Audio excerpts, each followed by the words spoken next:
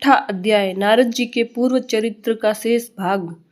श्री सूत जी कहते हैं, सौनक जी, देव ऋषि नारद के जन्म और साधना की बात सुनकर सत्यवती नंदन भगवान श्री व्यास जी ने उनसे फिर यह प्रश्न किया। श्री व्यास जी ने पूछा, नारद जी, जब आपको ज्ञान उपदेश करने वाले महात्मागण चले गए तब आपने क्या किया? उस समय तो आपकी अवस्था बहुत छोटी थी। स्वयंभू आपकी शेष आयु किस प्रकार व्यतीत हुई और मृत्यु के समय आपने किस विधि से अपने शरीर का परित्याग किया? देव ऋषि, काल तो सभी वस्तुओं को नष्ट कर देता है, उसने आपकी इस पूर्वकल्प की स्मृति का कैसे नाश नहीं किया? श्री नारद जी ने कहा, मुझे ज्ञानोपदेश करने वाले महात्मागण जब चले गए तब मैंने इस प्रकार अपना जीवन व्यतीत किया। यद्यपि उस समय मेरी अवस्था बहुत छोटी थी, मैं अपनी माँ का इकलौता लड़का था। एक तो वह स्त्री थी, दूसरे मूढ़ और तीसरे दासी थी। मुझे भी उसके सिवा और कोई सहारा नहीं था। उसने अपने को मेरे स्नेह पास से जकड़ रखा था। वह मेरे योगक्षेम की चिंता तो बहुत करती थी, परंतु पराधीन होने के कारण कुछ कर नहीं पाती थी। जैसे कठपुतली नचाने वाले की इच्छा के अनुसार ही नाचती हैं, वैसे ही वह सारा संसार ईश्वर के अधीन है। मैं भी अपने माँ के स्नेह बंधन में बंधकर उस ब्राह्मण बस्ती में ही रहा।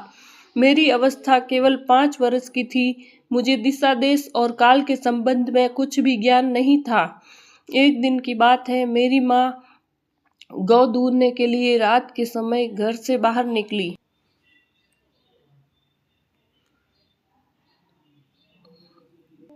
रास्ते में उसके पैर से सांप छू गया। उसने उस बेचारी को डस लिया। उस सांप का क्या दोष, काल की ऐसी ही प्रेरणा थी। मैंने समझा भक्तों का मंगल चाहने वाले भगवान का यह भी एक अनुग्रह ही है। इसके बाद मैं उत्तर की दिशा की ओर चल पड़ा। उस और मार्ग में मुझे अनेकों धन धान्य से संपन्न देश, नगर, गांव, अहीरों की चलती फिरती बस्तियां, खाने, खेड़े, नदी और पर्वतों के तटवर्ती पड़ाव, वाटिकाएं, वन, उपवन और रंग बिरंगी धातुओं से युक्त विचित्र पर्वत दिखाई पड़े। कहीं कहीं जंगली वृक्ष थे जिनकी बड़ी बड़ी शाखाएं हाथियों ने तोड़ डाली थी। शीतल जल से भरे हुए जलाशय थे जिसमें देवताओं के काम में आने वाले कमल थे। उन पर पक्षी तरह तरह की बोली बोल रहे थे और भौरे मंडरा रहे थे। यह सब देखता हुआ मैं आगे बढ़ा। मैं अकेला ही था। इतना लंबा मार्ग में तय करने पर मैंने एक घोर गहन जंगल देखा। उसमें नरकट, बांस, सेंधा, कुश, कीचक आदि खड़े थे।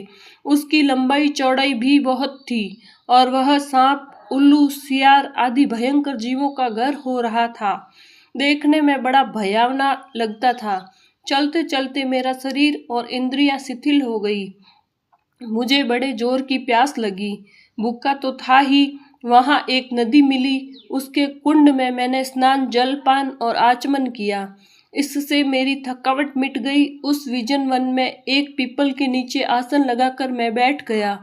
उन महात्माओं से जैसा मैंने सुना था, हृदय में रहने वाले परमात्मा के उसी स्वरूप का मैं मन ही मन ध्यान करने लगा।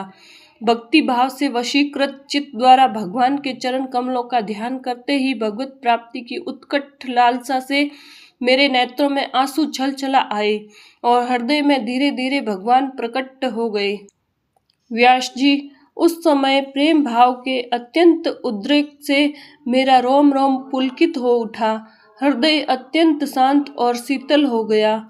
उस आनंद की बाढ़ में मैं ऐसा डूब गया कि मुझे अपना और ध्येय वस्तु का तनिक भी भान न रहा। भगवान का यह वह अनिर्वचनीय रूप समस्त शोकों का नाश करने वाला और मन के लिए अत्यंत लुभावना था। सहसा उसे न देख मैं बहुत ही विकल हो गया और अनमना सा होकर आसन से उठ खड़ा हुआ।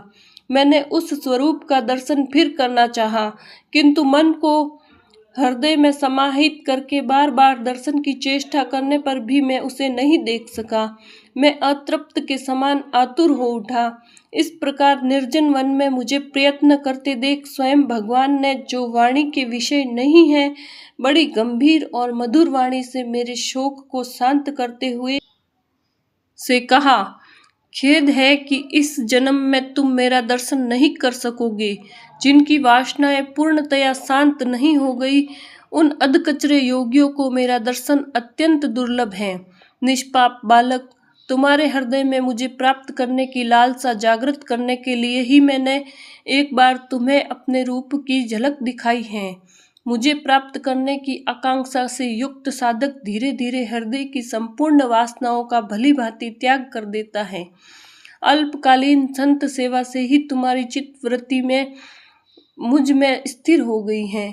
अब तुम इस प्राकृत मलिन शरीर को छोड़कर मेरे पार्षद हो जाओ।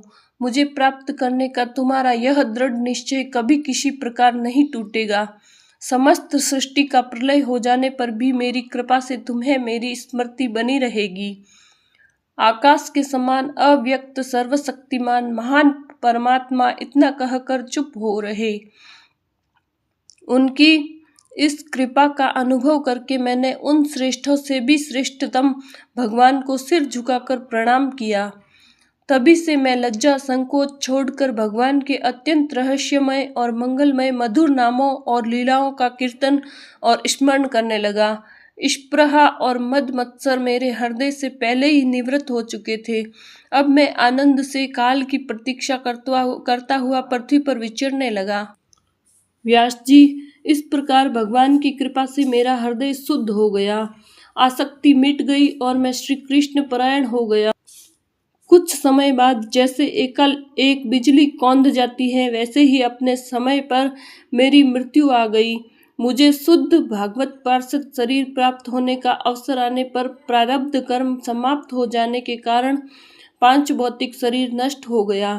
कल्प के अंत में जिस समय भगवान नारायण एकार्णव प्रलयकालीन समुद्र के जल में शयन करते हैं, उस समय उनके हृदय में शयन करने की इच्छा से इस सारी सृष्टि को समेटकर ब्रह्मा जी जब प्रवेश करने लगे, तब उनके श्वास के साथ में भी उनके हृदय में प्रवेश कर गया।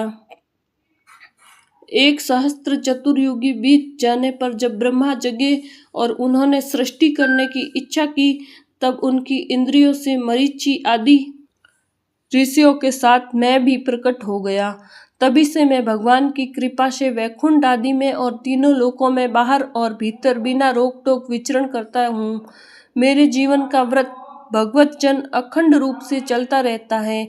भगवान की दी हुई इस स्वर ब्रह्म से विभूषित वीणा पर तान छोड़कर मैं उनकी लीलाओं का गान करता हुआ सारे संसार में विचरता हूँ। जब मैं उनकी लीलाओं का गान करने लगता हूँ, तब वे प्रभु जिनके चरण कमल समस्त तीर्थों के उद्गम स्थान है और जिनका यशोगान मुझे बहुत ही प्रिय लगता है, बुलाए हुए की भांति तुरंत मेरे हृदय में आकर दर्शन दे देते हैं। जिन लोगों का चित्त निरंतर विषय भोगों की कामना से आतुर हो रहा है, उनके लिए भगवान की लीलाओं का कीर्तन संसार सागर से पार जाने का जहाज है। यह मेरा अनुभव है।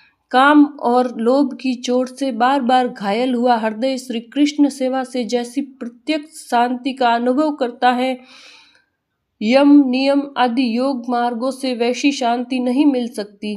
व्यास जी, आप निष्पाप हैं। आपने मुझसे जो कुछ पूछा था वह सब अपने जन्म और साधना का रहस्य तथा आपकी आत्मतुष्टि का उपाय मैंने बतला दिया। श्री सूत जी कहते हैं, सौनकादि ऋषियों, देव ऋषि नारद ने व्यास जी से इस प्रकार कहकर जाने की अनुमति ली और वीणा बजाते हुए स्वच्छंद विचरण करने के लिए वे चल पड़े।